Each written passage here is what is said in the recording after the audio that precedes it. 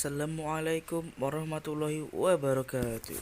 Hai kawan-kawan, perkenalkan nama saya Rudy Hermawan, NIM 1191243, kelas HKI 5B, Fakultas Syariah IAIN Pontianak. Baiklah teman-teman, langsung saja kepada materi, yaitu pemeriksaan di muka sidang. Pemeriksaan di muka sidang terbagi menjadi 5, antaranya yaitu A. Sidang pertama dan pengertiannya. B. Jalannya sidang pertama. C. Hal-hal yang mungkin terjadi dalam sidang. D. Majelis hakim. Dan E. Tahap pemeriksaan perkara. A. Sidang pertama dan pengertiannya. Sidang pertama bagi pengadilan mempunyai arti yang sangat penting dan menentukan dalam beberapa hal. Misalnya sebagai berikut. 1. Jika tergugat atau termohon dalam perkara kontentuosa sudah dipanggil dengan patut, ia atau kuasa sahnya tidak datang menghadap pada sidang pertama, ia akan diputus first take. Kedua, jika penggugat atau pemohon sudah dipanggil dengan patut, ia atau kuasa sahnya tidak datang menghadap pada sidang pertama, ia akan diputus dengan digugurkan perkaranya. Dan ketiga, sanggahan eksepsi relatif hanya boleh diajukan pada sidang pertama. B. Sidang pertama. 1. Tugas panitera. Tugas panitera sesaat sebelum sidang panitera sidang pada hari, tanggal, dan jam sidang yang telah ditentukan, mempersiapkan dan mencek segala sesuatunya untuk sidang. Kedua, ketua majelis membuka sidang. Ketua majelis membuka sidang dan sekaligus dinyatakan terbuka untuk umum dengan ketokan palu 1 atau 3 kali. Dan khusus untuk peradilan agama sebagai peradilan Islam, sebaliknya dibuka dengan membaca basmalah. Misal, sidang pengadilan agama dalam perkara antara penggugat berlawanan dengan tergugat dibuka dengan sama-sama membaca basmalah dan dinyatakan terbuka untuk umum. Undang-Undang Nomor 14 Tahun 1970 Pasal 17 mengharuskan semua sidang pemeriksaan perkara di pengadilan terbuka untuk umum, kecuali ditentukan lain oleh undang-undang. Tidak dipenuhinya ketentuan itu menyebabkan putusan batal demi hukum, dan ketentuan ini berlaku untuk semua lingkungan peradilan di Indonesia. 3. Ketua majelis menanyakan identitas pihak-pihak.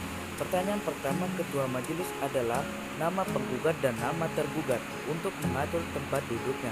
Lalu dilanjutkan dengan menanyakan identitas pihak-pihak, dimulai dari penggugat, seterusnya tergugat yang meliputi nama, bin atau binti alias julukan atau gelar, umur, agama, pekerjaan, tempat tinggal terakhir.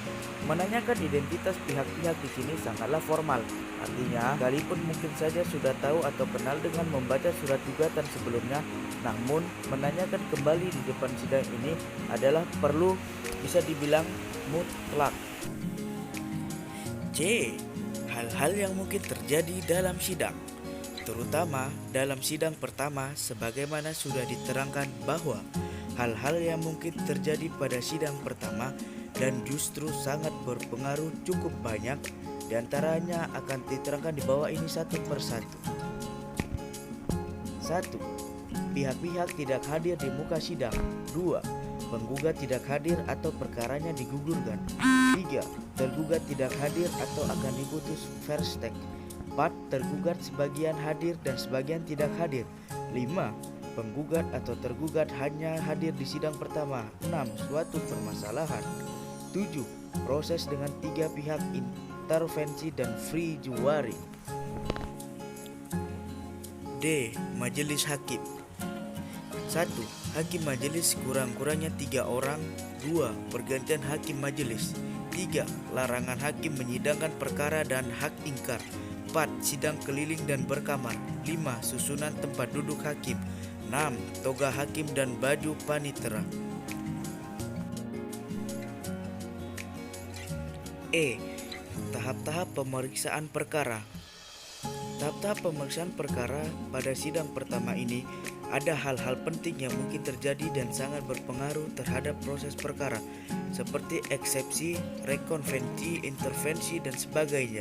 Bahkan mungkin juga tergugat atau termohon tidak hadir tanpa alasan. 1.